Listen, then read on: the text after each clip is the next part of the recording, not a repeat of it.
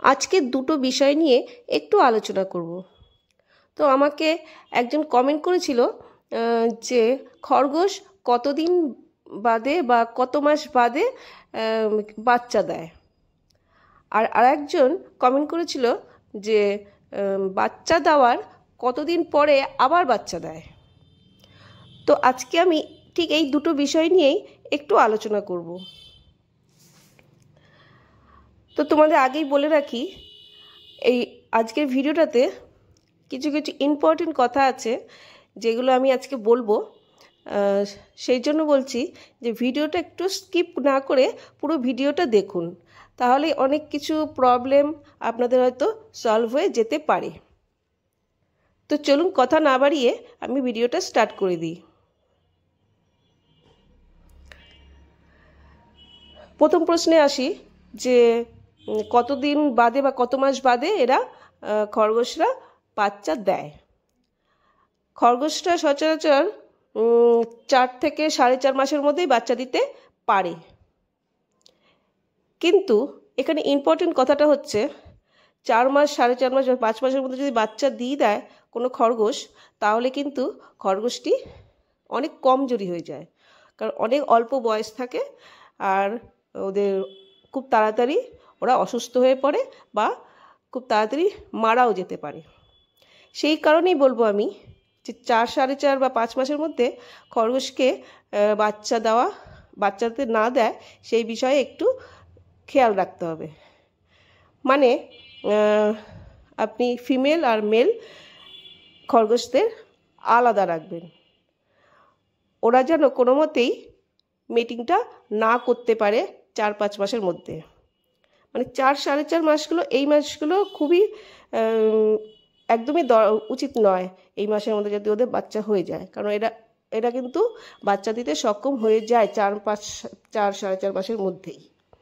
তো সেই জন্য আমি বলবো ওদের মেটিংটা করাবেন না। ওদের ফিমেল আর মেল খরগোশকে যতটা পারবেন আলাদা রাখতে। তো ওদের ঠিক সময়টা হলো 6 মাস। 6 মাস বয়সেই হলে 6 মাস বয়স যখন ওদের হয় তখন যদি ওরা বাচ্চা দেয় তাহলে কিন্তু কোনো অসুবিধা নেই। ওদের বাচ্চাও সুস্থ থাকবে, মাও সুস্থ থাকবে। তো চেষ্টা করবেন 6 মাসের মধ্যেই, 6 মাস বা 7 মাসের বাদ থেকে ওরা যেন বাচ্চাটা দেয় বা মেটিংটা হয়। আর মেটিং, আর একটা কথা বলে রাখি, মেটিং কিন্তু হওয়ার 1 মাসের মধ্যেই ওরা বাচ্চা দিয়ে দেয়। এই গেল একটা ইম্পর্টেন্ট কথা। আরেকটা হচ্ছে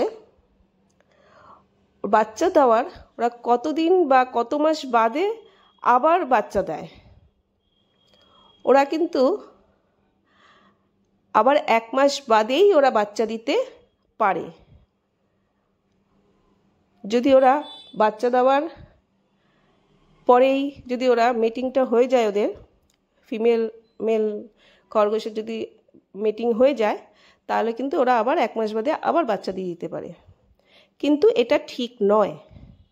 তাতে কি হবে, মা খরগোশের খুব ক্ষতি হয়ে যাবে, ও খুব দুর্বল হয়ে পড়বে, আবার মারাও যেতে পারে। সেই কারণে আমি বলবো যে অন্তত 3 মাস বাদে খরগোশটা যেন বাচ্চা দেয় সেই দিকে খেয়াল রাখতে। সেই দিকে খেয়াল রাখবেন কি করে, যাতে মেল ফিমেল মিটিংটা যাতে না হয়। ওদেরকে একটু আলাদা রাখবেন। বাচ্চা হয়ে যাওয়ার পরে ওদের একসাথে রাখবেন না। মেল খরগোশকে আলাদা খাঁচায় রাখবেন আর ফিমেলকে আলাদা রাখবেন তার বাচ্চার সাথে। তার বাচ্চা যখন একটু বড় হয়ে যাবে, কারণ 1-1.5 মাস হয়ে যাবে, তারপর যদি ওরা আবার মিটিং করে তাহলে কিন্তু আবার 1 মাসের মধ্যে আবার বাচ্চা দিয়ে দেবে। সেই জন্য বলবো যে অন্তত 1.5 মাস বাদে ওদের মিটিং করাক, আবার 1 মাস বাদে আবার বাচ্চা দিয়ে দেবে। এইভাবেই করানোটাই ভালো। তো অনেকেই বলছে যে আমার খরগোশকে আমি বাচ্চা দিয়েছে কিন্তু 3 মাস বাদেই আর বাচ্চা হচ্ছে না, এখনও বাচ্চা কেন হচ্ছে না? তা আমি বলবো বাচ্চা না হোক, 3 মাস ওয়েট করুন, তারপরেও যদি তাও যদি বাচ্চা হচ্ছে না দেখেন, তাহলে আপনি একটা ডক্টরের সাথে কনসাল্ট করতে পারেন, করে দেখতে পারেন যে কেন হচ্ছে না। তো এই ছিল আজকের ভিডিওটা। নিশ্চয়ই আপনি বুঝতে পেরেছেন যে দুটো প্রশ্নের উত্তর আমি ঠিকঠাক মতো দিতে পেরেছি। তো আজকে যে ভিডিওটা আপনি দেখতে পাচ্ছেন, এই ভিডিওটা কিন্তু এর সাথে রিলেটেড নয় ঠিকই, কিন্তু আমাকে অনেকে এটাও জিজ্ঞাসা করে যে কীভাবে ওদেরকে স্নান করাবো বা করাবো না বা কী করব। তো সেই বিষয়ে আমি আজকের ভিডিওটা কিছু বলতে চাই না, তবু একটুখানি বলে রাখি যে খরগোশদের কিন্তু এইভাবে আমি পরিষ্কার করাই, কারণ ওদের গায়ে একটু গন্ধ হয়ে যায়, পটি হিসু লেগে থাকলে একটু গায়ে গন্ধ হয়ে যায়। তো আমি পাগুলো এইভাবে পরিষ্কার করি আর এইভাবে ওদের গাটা মুছিয়ে দিই। তো কি কি দিই আমার এই বিষয়ে একটা ভিডিও আছে আমার কাছে, আমি আমার ভিডিও যে লং ভিডিওগুলো আমি যেখানে দিই সেখানে গিয়ে আপনারা একটু দেখতে পারেন।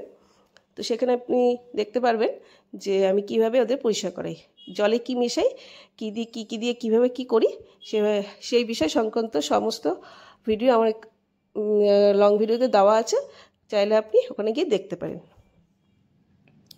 ওরা কিন্তু একদম স্নান করতে চায় না, দেখুন গায়ে জল দেওয়াতে ওরা কেমন করে উঠছে, ভীষণ দুষ্টু। ওরা কিন্তু একদম জল পছন্দ করে না, জল খেতেও চায় না।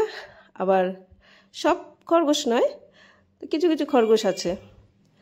তো যাই হোক, এইসব নিয়ে আলোচনা করে আর লাভ নেই, ভিডিওটা অনেক লম্বা হয়ে যাচ্ছে। এই সংক্রান্ত ভিডিও আপনি আমার লং ভিডিওতে গিয়ে দেখে নেবেন। তো যেটা আমার বলার ছিল সেটা নিশ্চয়ই আপনারা বুঝতে পেরেছেন যে কতদিন বাদে ওরা আবার বাচ্চা দেয় বা কতদিন বাদে বাচ্চা নেওয়া উচিত, সেটা নিশ্চয়ই আপনাদের কাছে কিছুটা ক্লিয়ার হয়ে গেছে।